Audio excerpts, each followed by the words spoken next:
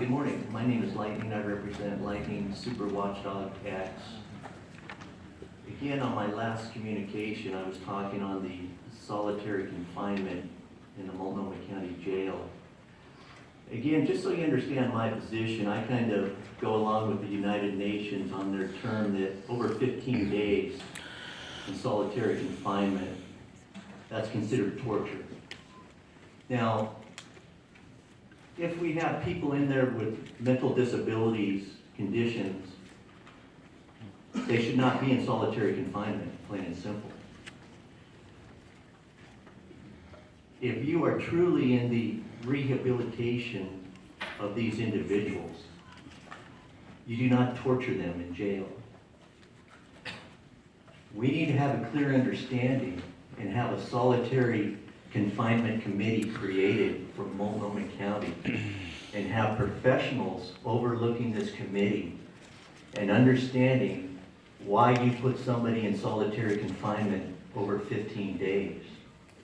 Why they don't have a right to go up in front of an appeal process and say, I shouldn't be in there. Why do you not keep the proper documentation on people in solitary confinement? We need to have a clear understanding on if the United Nations claims it's torture after 15 days. Why at Multnomah County Jail this is being allowed? Why are the reports being made from disability groups that are very knowledgeable on the situation and this is taking place in the jails? It should not be taking place. Solitary confinement does not rehabilitate people to re-enter society in a reasonable manner, which data suggests that through numerous groups and watchdog groups pertaining to torture. So again, that previous report that was brought to the light in Multnomah County is looking at this report very close. Better understand. Make some changes. Get a solitary confinement committee in place, a restraint committee in place, and understand that if it is determined that you torture mentally ill people in our jails in this city per solitary confinement, per what the United Nations states, I'm going to pull every federal grant that you ever get. And remember what I say. If the United Nations claims it's torture after 15 days, and they say that a mentally ill person shouldn't be in solitary confinement one day, if that is happening currently, based upon reports at the Multnomah County Jail, I'm going after your federal funding. And I'm going to take all that funding away from you. You will not torture the people in this city and think it's going to be something that you do to run a jail efficiently without any data backing that up. Solitary confinement started in about 1829, was proved ineffective, and it does nothing but harm the citizens of this city. Thank you.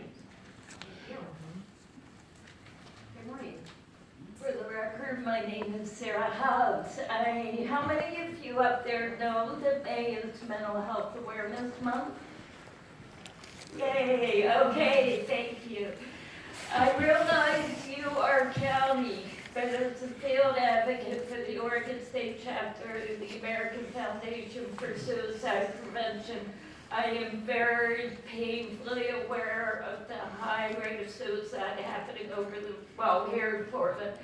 The city has historically always been within the top 20 of every city in the entire nation for its extremely high rate of suicide. The state out of 50 states is at number 13. Now, the statistics can be gloomy, but there is something that the county is doing in a partnership. It's a collaborative program between Multnomah County, Washington County, and Clackamas County departments, public health departments. And I want to get the word out about this. It's www.gettrainedtohelp.com. They offer free suicide prevention training classes in the 3-county area. They are free classes. Some are held here in Multnomah County. I took my advanced suicide prevention skills training here, but took my counseling against lethal means class over in Beaverton. The statistics are horrible. Yes, suicide is preventable. I encourage everybody, just basic training like the question, motivate, refer training that gettrainedtohelp.com offers, just to be aware and be willing to engage people.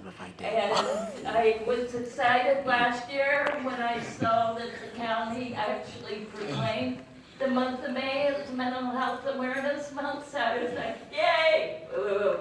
So maybe next year we can stay a little better in touch and I'll do the paperwork. I can tell you that I got Mayor Wheeler to declare September Suicide Prevention Month for the city of Portland. Which one of y'all do I talk about maybe getting the county to proclaim it as well? Let's talk. I know that this is communication. Thank you. Good morning, my name is Joe Walsh. I represent Individuals for Justice. Normally when I come before you, it's to yell about something, or complain about something, or whine about something, or just scream.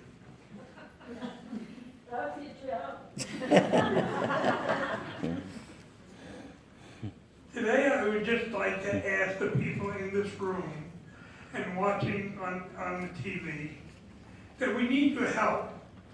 If you're watching what's going on nationally, we are in serious danger on so many levels. What danger? We need your input. We need you to come here and talk to these good commissioners about what you think.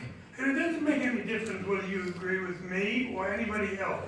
It's the idea that you would come here, take your time, ride the bus or drive here and go through some difficulty to get here to talk to the commissioners and tell them what you believe. Because they need that. What happens often is, I'm an activist. I have an agenda. We need citizens to come before you that don't have an agenda, that just have a problem with the city or even the county or the state. It doesn't make any difference where that problem is. It's their right under the First Amendment to petition you. There's that little line at the end of the First Amendment which is so crucial to our rights, that they have a right to come here, but they have to use it. So I'm yelling at the people that are watching this, not so much the commissioners. You have to come. If you disagree with me, great. I don't care. Come and make your voice known. That's democracy. That's a representative form of government. We are in quicksand and we need your help. You must come and help us. You must come and help these commissioners understand what's going on in real life, because they are surrounded by people that tell them day in and day out how wonderful they are.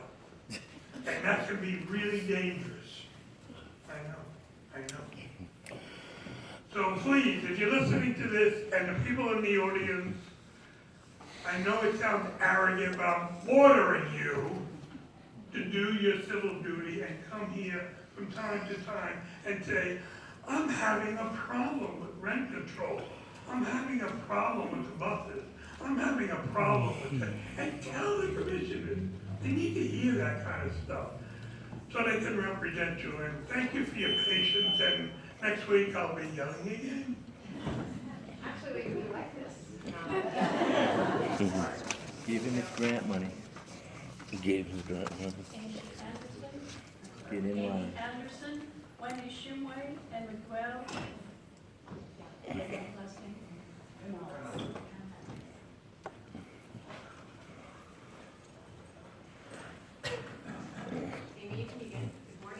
Good morning, and this is an amazing day in Portland, Oregon, at Multnomah County, because I was wondering how in the world I was going to present this situation, and lo and behold, I let others go before me, and they opened the door. Thank you, Joe Walsh.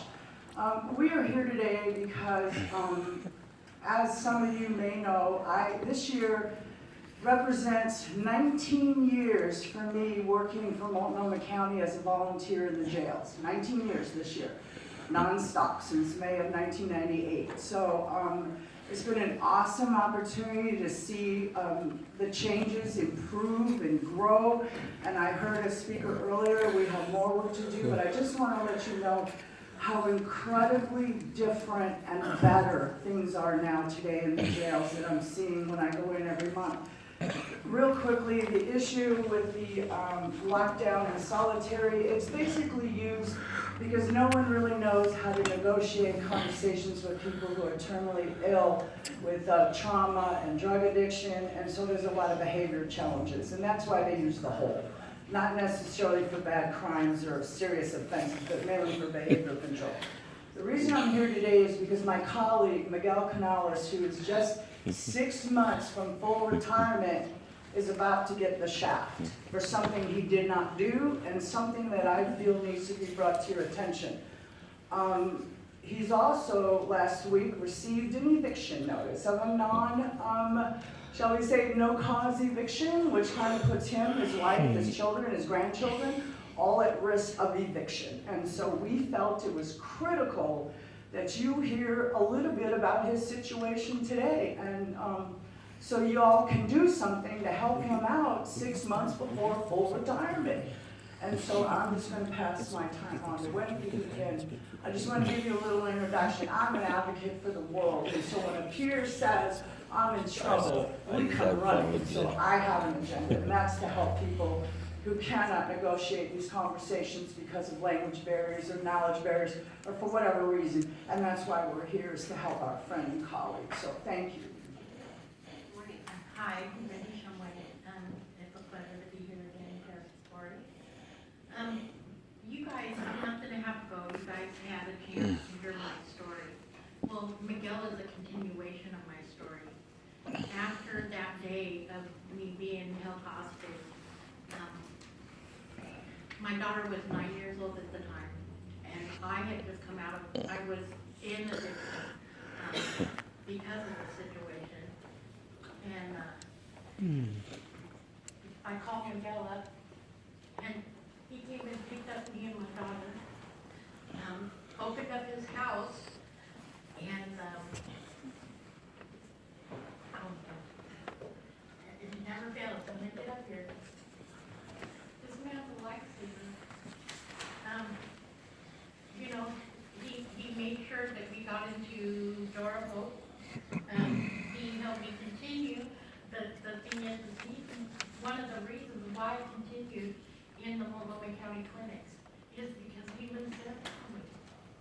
And, you know, he picked me up this morning, and it took everything in me to not start falling when he told me what was going on. And you know, it's really hard to sit on the outside knowing that this person has come to save me and want to be able to save him. I think that, you know, I feel like some of the issues that he's going to talk to you about is really true. You know, he's worked 20 years for this place, and he deserves better than what he's getting. He deserves to be able to share his concerns, or even, you know, I know he's had an issue with some of management, and, you know, he's had a fear of reprisal, and, you know, I know that there is something he just deserves a lot more than what he's getting. And so, you know, I guess the only thing to do is to hand it over to him and let you know. But Multnomah County, by getting rid of him I mean, this is an asset that they're losing out on. Thank you, Wendy. Morning. Morning, my name is Miguel Fernandez. This is my first time being here, and it's really hard for me to speak up, especially English being, English being my second language. But, yeah, I have been working for the county as a community, especially for almost 20 years. I can say that I've been doing a good job, and I'm so grateful the county took me under their wing. But, for the last years, I feel discriminated, and right now I'm about to lose my job because some regulations, some management, and I don't think it's fair. During my work, my time working for the county, we develop commercial movies, and what I know is one of them is doing, for, you guys showing that to train our clients, about how good work the county do and how good work I'm doing for the county, but it doesn't represent what is happening here right now. And I still feel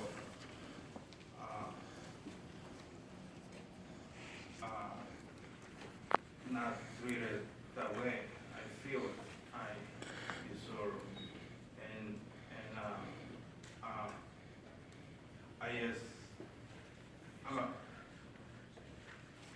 telling me about my job, but I'm still in the county with HR and HR hand, but I think a few more weeks I'm going to be discharged. I don't know what's going to happen. I'm going to be homeless, without a job. I depend on the job, so I don't know what's going to happen. Discharge the cop. I think what we're, My staff member, Adam Renaud, can you turn around, sir? Turn around and see this young man raising his hand up here. Would you go talk to him, please? Great, thank you. thank you. Thank you. All right. R1, first reading and hearing of ordinance adopting supplemental findings relating to urban and rural reserve designations. May I have a motion? Commissioner Stegman moves, Commissioner Vega Peterson second. Approval of the first reading. Okay, we'll go. Oh, wait, they're leaving. Morning, Chair Kapori, members of the Commission. Jay Tompkins, Assistant County Attorney. Before you is an ordinance relating to urban and rural reserves, and I'll just start with a brief summary of the program. Together with Metro and Washington and Clackamas counties, the county commenced this program of designating reserves in 2008. The county formed a 15-member citizen advisory committee and monthly with planning staff for 16 months from 2008 to 2009. Together, the commission and staff developed and reviewed a nearly 10,000-page evidentiary record and ultimately issued a report of their recommendations, which was then reviewed and approved in public meetings by the county's planning commission,